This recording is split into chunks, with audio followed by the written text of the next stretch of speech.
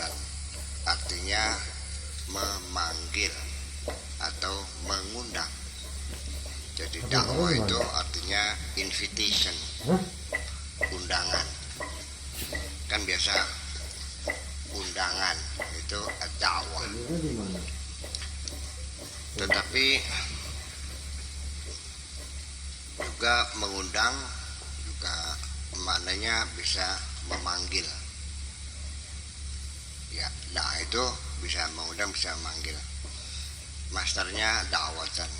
Tapi kalau masternya doa, maka da'ayadu ini maknanya berdoa atau meminta.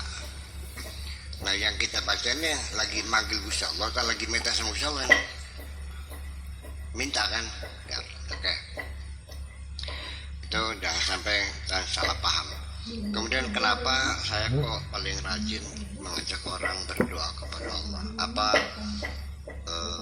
maksudnya apa? Tujuan untuk apa? Sebetulnya kalau dibilang saya ngajak kaya juga enggak juga sih. Ya. Tetapi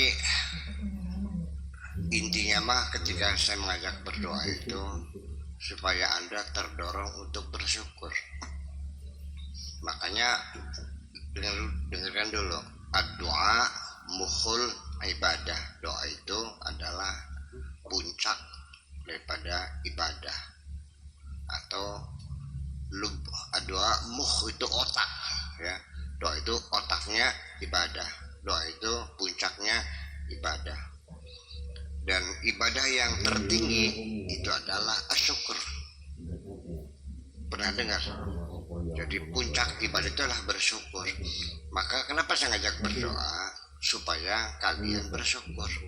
Sebab kalau kita di awalnya tidak berdoa, kemudian dapat rezeki, nggak bersyukur, dapat secara kebetulan, atau dapat setelah kita bekerja keras, dapat rezeki karena kita banting tulang peras, gitu. Tapi kalau kita di awal dengan berdoa, maka ketika kita mendapatkan, kita merasa diberi. Nah, ini yang paling penting, merasa diberi oleh Allah, itu yang penting. Ini psikologisnya seperti itu. Seperti juga anak-anak kita selama ini kan jarang anak tuh bersyukur, berterima kasih atas kebaikan orang tua. Ketika si anak persepsinya ini kok jadi biaya anak itu menjadi kewajiban orang tua, sehingga si anak itu tidak merasa mendapatkan kebaikan karena dia menerima kewajiban dari orang. Itu persoalan tipis pun benar. Padahal yang perlu kita ketahui bahwa kewajiban itu sampai umur 18 tahun. Kalau sudah akil dan balik, maka kewajiban orang tua sudah selesai. Setelah itu menjadi kebaikan. Nyusuin, nyebokin, mendidik, itu kewajiban. Setelah akil balik, ya sudah. Di Eropa saja orang itu kalau anak sudah selesai SMA itu suruh kos di studio atau rumah kos-kosan, ini sama orang tua, suruh kerja sendiri. Makanya di sana banyak kuliah sambil bekerja. Kalau di sini ya sampai sekuliahnya, sampai mencari pekerjaannya, sampai kawinnya, sampai istrinya hamil juga biaya bidannya orang tua lagi, sampai anaknya melahirkan juga biaya orang tua lagi. Dan selama itu dianggapnya sebagai kewajiban orang tua. Salah paham. Jadi kita harus menyadari setelah kita akil balik, semua itu adalah kebaikan orang tua. Itu yang penting. Jadi artinya bahwa kenapa ibadah syukur itu ibadah tertinggi? Kan dalam syukur ada pengakuan. Bukan hanya mengaku Tuhan ada, tapi juga mengakui kebaikan-kebaikannya. Itu yang paling tertinggi. Percaya enggak?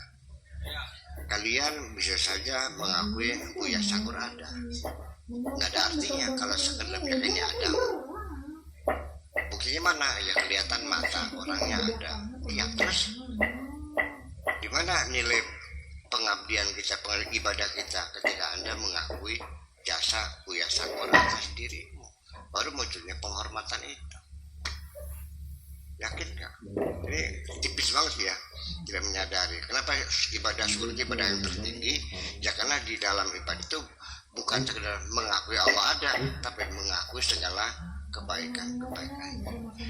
Yang aneh lagi, Allah sesungguhnya tidak minta apa-apa.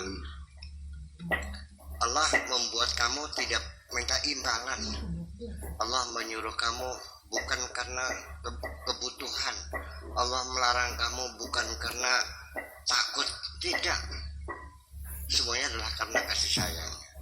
Dan Allah tidak mengharapkan apa-apa dari kamu itu, hanya minta pengakuan.